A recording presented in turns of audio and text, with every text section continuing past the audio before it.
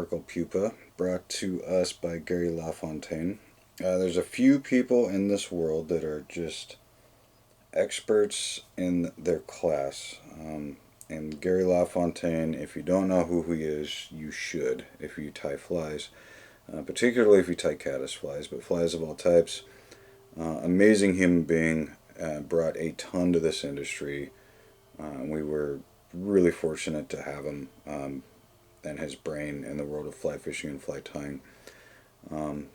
So that being said, he developed this fly. There has yet to be probably a more effective caddis pupa through the mind of Gary LaFontaine and what he's done.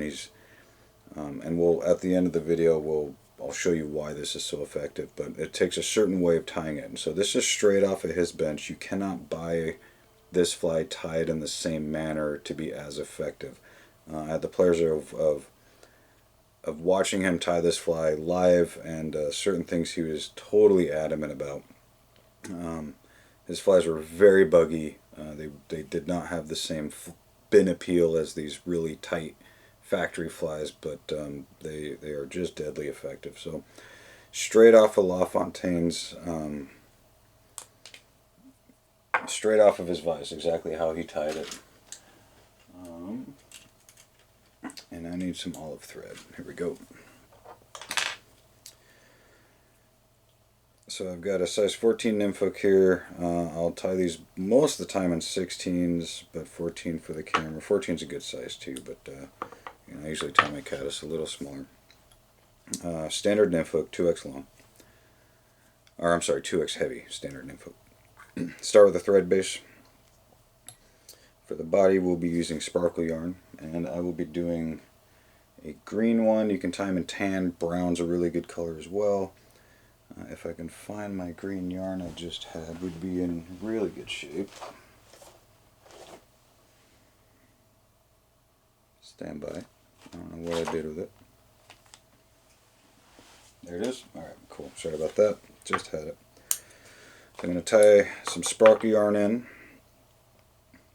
And this one's corded.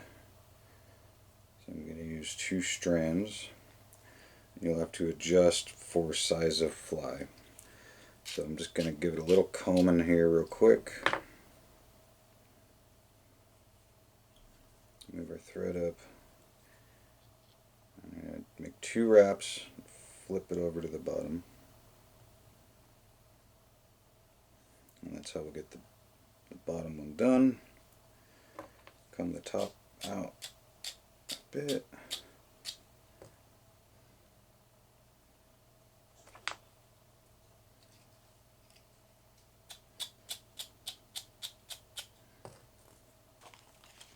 I'm not liking that piece.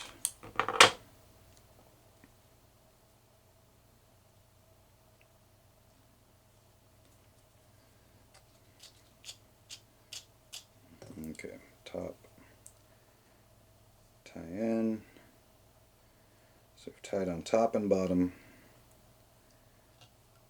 Start wrapping my thread back, and when we get to about halfway, I'm actually going to take the hook out of the vise, pop this yarn through the bend of the hook, so make sure we're still in focus, pull them both tight, and continue to wrap backwards towards the end, right there. Clip our tags real close. I'm going to give these dudes kind of a comb in here, make sure everything's all nice and separated. Okay, leave that be for now.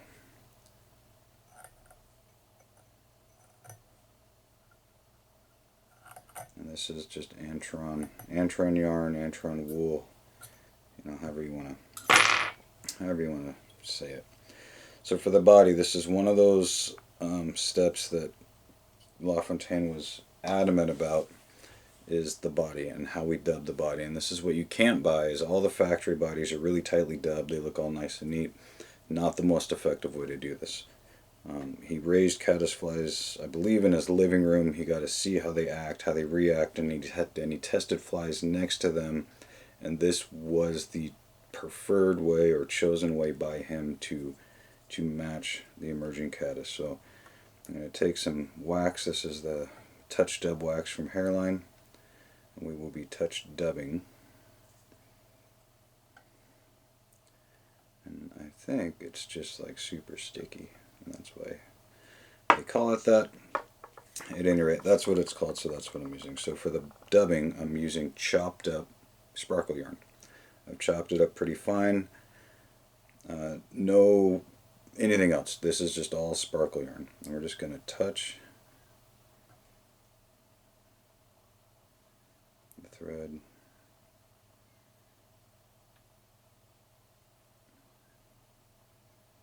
We're not going to dub it on. I'm just going to kind of help stick it. Alright, so we've just touched it. We haven't rolled it. We haven't dubbed it. We haven't done anything like that. So I like to just put a little bit of super glue down on the top.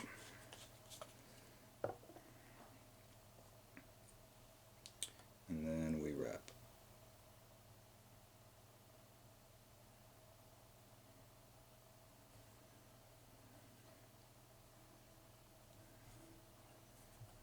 Get rid of whatever we don't want. Alright, so this has created just an ultra translucent body.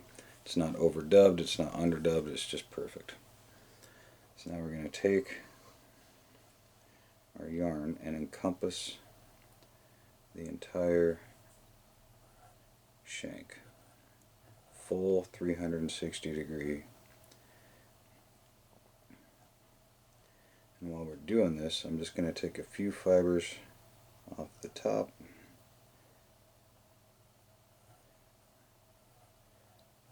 Bring them back for our tail, and that just imitates the shuck. So I'm going to pull these tight,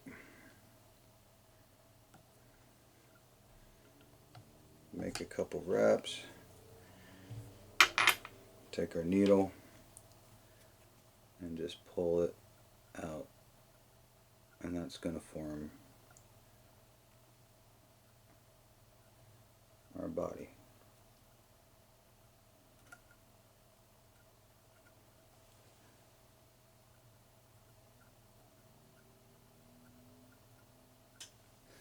And if you pull one a little too far, that's okay. You can always just unwrap it and redo it like that.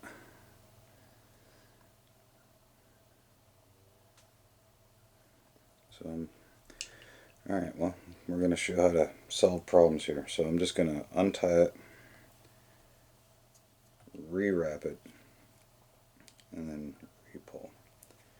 Sometimes it can get a little sticky with the thread, and we end up pulling it a little too far. That's okay.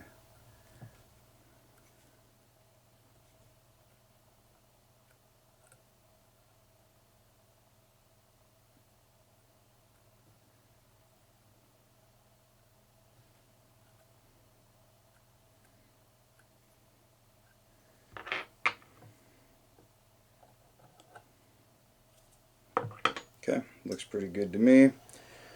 Tie it down. Take all of these little butts, clip them off real close.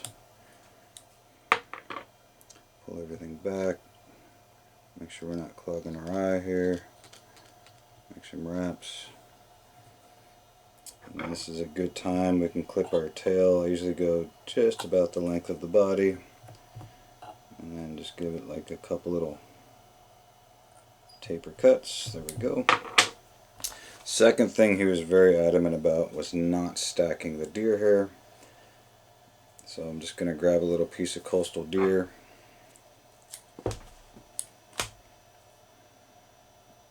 Pull out the extra longs. It's actually really hard for me not to stack this, but here we go. Just going to tie in our wing about the length of the body there. And Gary's theory was nature is not perfect, nature is not stacked, so why does he want to make his flies look all perfect and stacked like the ones in the bin when there's nothing about nature that is, exact, symmetrical and all that. Which makes sense. Alright, we're going to clip off those butts. And now for the head, we're just going to finish off with a little bit of mahogany superfine.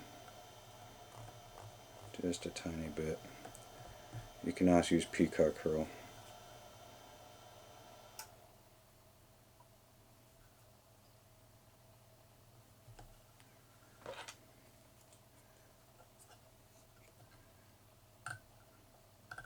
Oh, see, that happens sometimes to everybody. So, let's redo.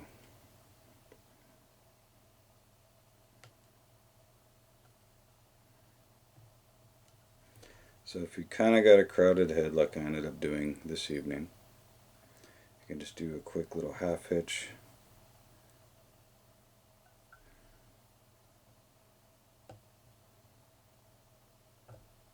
Push everything back with your thumb and forefinger, and that half hitch will keep your whip finish from popping off the front.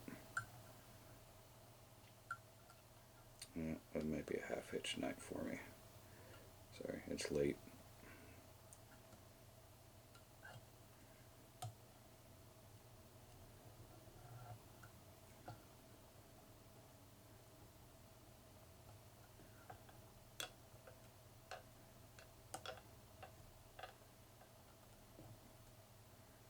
Alright, we got her, by George.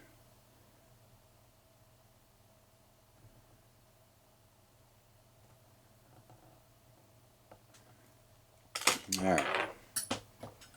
Boy, that was a kind of like a major problem for no reason whatsoever. I just crowded the head, my fault. So anyway, there's the Emergent Sparkle Pupa, and we will be testing it now. I'll show you what it looks like in water so you can get the full scope of why this thing's so amazing. Alright, right here you can see all those oxygen bubbles this thing is trapping in that case. Totally translucent, and when these natural caddis, you see it even wants to lift up, these natural caddis fill themselves with gases and rise to this top, and that's how they emerge. And this thing, if we spin it around, we can see it's absolutely translucent, full of oxygen, and that's what makes this fly so deadly. There's nothing else that can replicate this quite like how he designed it. You know, whether it floats upside down, I'm actually just spinning the leader here. Naturally it's just going to want to come to the surface with those oxygen bubbles, you can see. But that's the winner. That's why it works so well. And thanks for tuning in, and I hope you find success with it too. Little piece of history.